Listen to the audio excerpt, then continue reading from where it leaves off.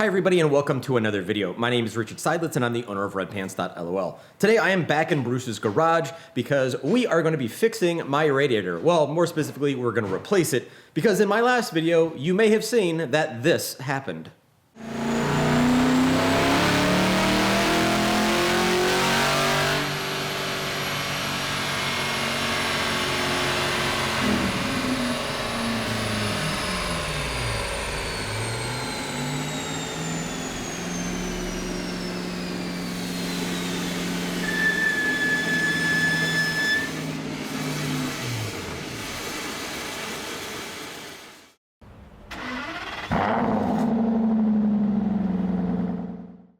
So this is a pretty easy job. You just need a couple basic hand tools. There's only a few things that hold the radiator in place. There's the radiator fans that have to come out, there are the radiator hoses that have to be released, and there's the coolant itself that needs to be drained because no, you do not want to remove the radiator with a full coolant system. Now, in a strange twist of luckiness, I guess, we don't have to worry about draining coolant because I left all of it on the floor of Evolution Dynamics shop after my radiator popped.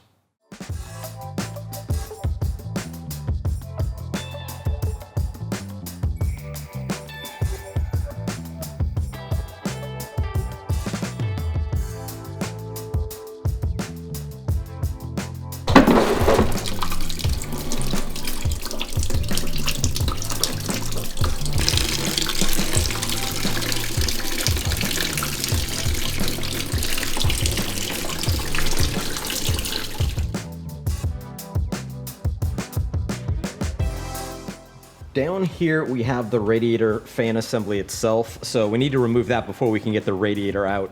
This is a pretty easy thing to do. So we've got the two connectors right here, we just unplug those, and then down below you'll see that there is a nut right here on this one. Let's see if I can see it from this angle.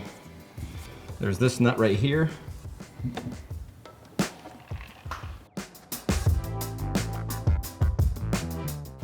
And there's another one over here, which is right there.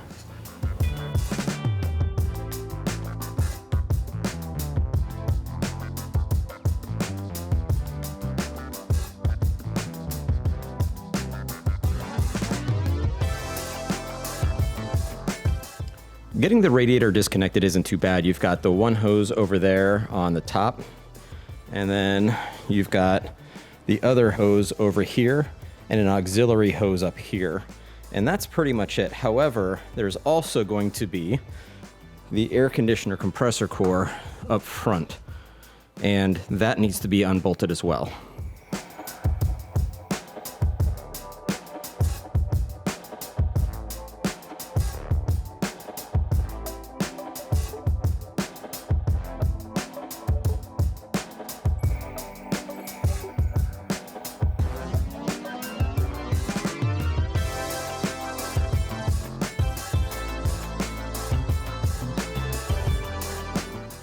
Right back there, you can see that first bolt between those two hoses. Right there. That is an 8mm bolt on that side. You're going to have the same thing on the other side of the compressor core, where it is up there. There it is. It's the 8mm bolt in the back. You can just barely see it. It's not the one up front. To get the bolt that's inside of here, we need a U-joint, a universal joint that's basically a wobble joint, so that we can get the right angle. It's easy to see, it's just hard to get the bolt out.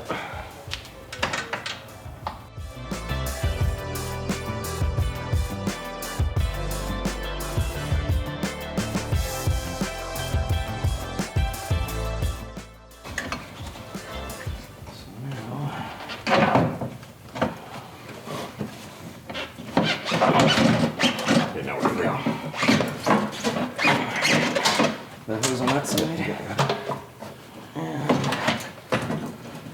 Watch your AC lines over there. Oh, hold on. Oh, there we go. That was it. All right. You got a clip coming up by an AC line on that side. See it? So you can go back towards the front at all. There you go. There you go. It's gone. There you go. Done. Boy, that really did crack. Holy crap. Okay, so here is our radiator. That was fairly easy to do, and there is the crack right there. Pretty clear to see.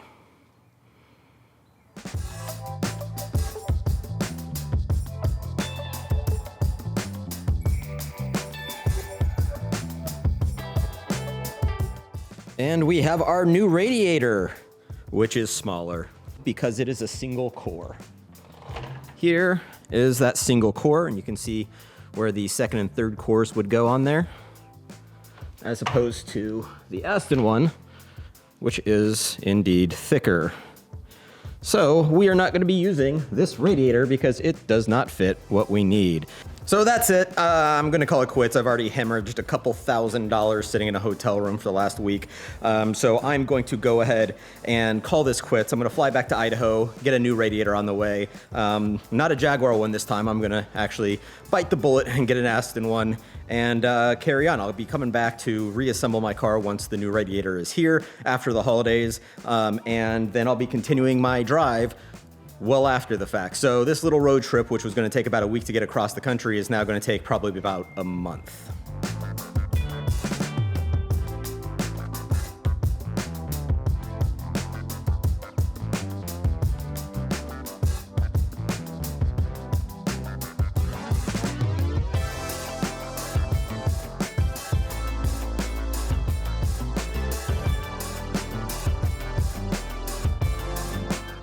Hi everybody and welcome to another video. My name is Richard Seidlitz and I'm the owner of redpants.lol. Today I have got my new radiator ready to go into my car. You can see over here that I have two other ones. This radiator obviously is the old one that came out of my car. It's the one that cracked while I was on the dyno a few weeks ago. The other one is the radiator that I got from Jaguar that I thought was going to be a direct replacement and save myself a whole bunch of money. Turns out they are not the same. In here, I have got some actual Aston Martin parts, so I'm gonna open this up, go with the factory radiator from Aston Martin instead of trying to find a Jaguar replacement because, as I'll show you in this video, they are different.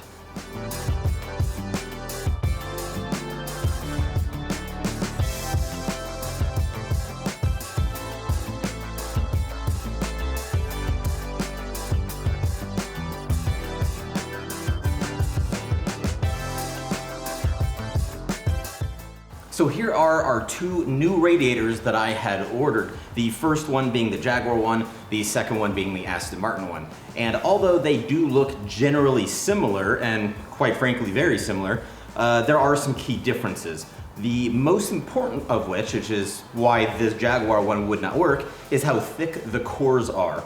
This Jaguar radiator is a single core thickness. You can see that's how thick it is. This one from Aston Martin is a dual core. It's twice as thick, so it has a lot more cooling capacity than the Jaguar one.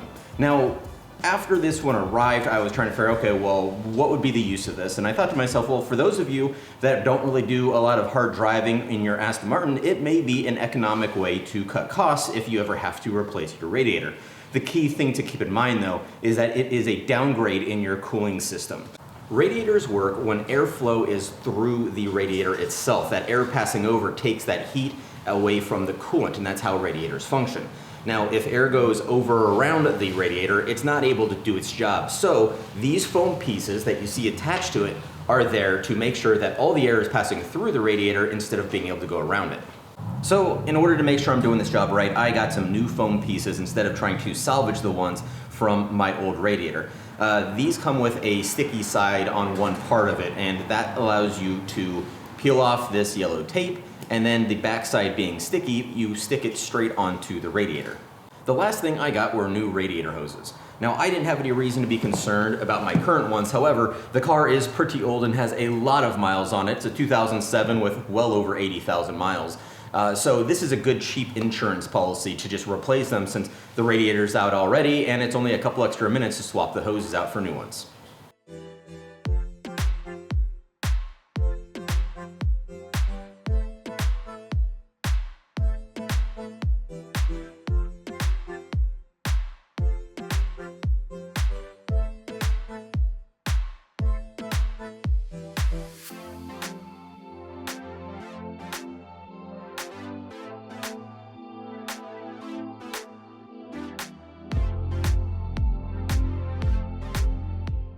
And of course, as is typical these days for me, something has gone wrong and I'm unable to finish my car. Yeah, it's different from this one though, so it's like 3 completely different radiators.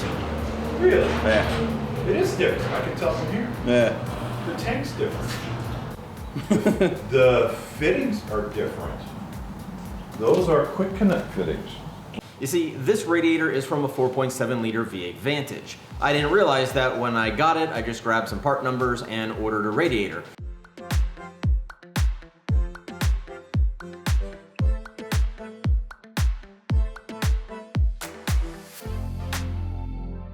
Well, it turns out that this is a big deal because not only did they change the radiator itself, but they changed the connections for the radiator hoses.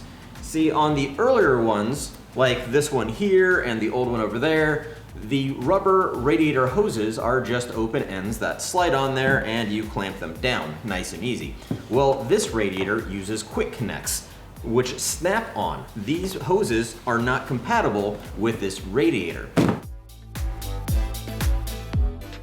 So, I'm not putting my car back together today. But I want to at least make a quick video talking about this so you guys know what to expect when you're doing this. Make sure if you are replacing your radiator that you are getting the right one for your car and that the hoses work for it if you do change anything.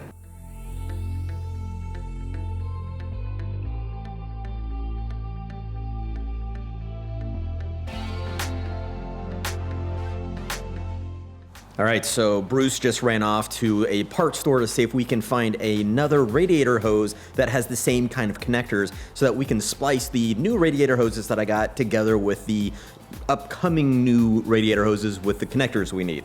Let's see if this works. Well, let's see if he finds them first and then we'll see if it works. So Bruce ran around to a few different parts stores to try to find some radiator hoses that would fit with the quick connectors on the new radiator. We're gonna take those connections, we're gonna splice them into the new radiator hoses and make a solution to adapt that radiator to this car. Well, he wasn't successful, so we tried a few other places that online, we called a few places, could not get these in a timely fashion. So we're going to do something else. We're gonna take the radiator out of Bruce's 2007 and put it into mine. So the concern here is that his radiator is just as old as mine is, so it can also fail if age is that much of an issue for the radiators. However, the big difference is that his car only has about 25 or 26,000 miles on it, while mine has nearly 90. So there's a big difference there as well. Yeah. And Bruce has been kind enough to remind me that his also has not been in an accident, and mine has.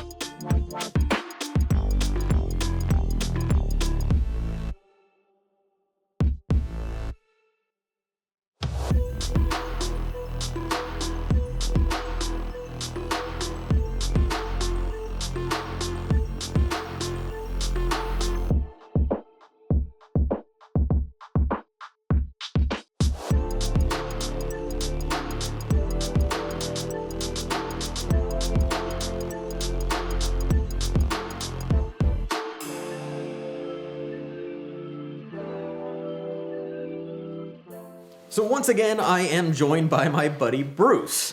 Long story short, I tried to get a Jaguar equivalent radiator for my car to save a bunch of money. Well, it turned out that that was not identical. The core was thinner, so I had to order an Aston Martin radiator. Well, in my haste, I didn't verify which Aston Martin radiator I was ordering, so I ordered one for a 4.7 liter V8 Vantage rather than a 4.3. So close. Very close. It's one thing, one little digit. The reason that's important is because of the connections used on the radiator going into the hoses.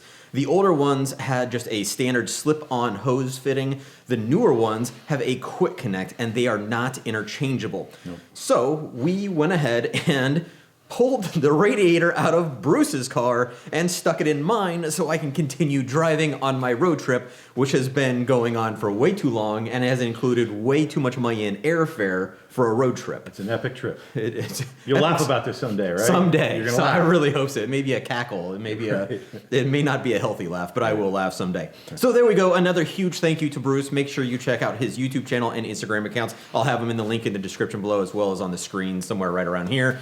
And thank you so much for everything. Couldn't have Absolutely. done this without you, and you really did save my hide on this whole thing. So thank you so much. Well, I appreciate you coming. That was awesome. It was a Yeah, good and time. I'm glad I finally did. And we've talked online quite a bit, and then finally just showed up, and this is what happened. So beware if you ever extend an invitation and I take you up on it. Be careful because it may go a little weird. All right, that's it. I hope you enjoyed the video, and we will see you in the next one.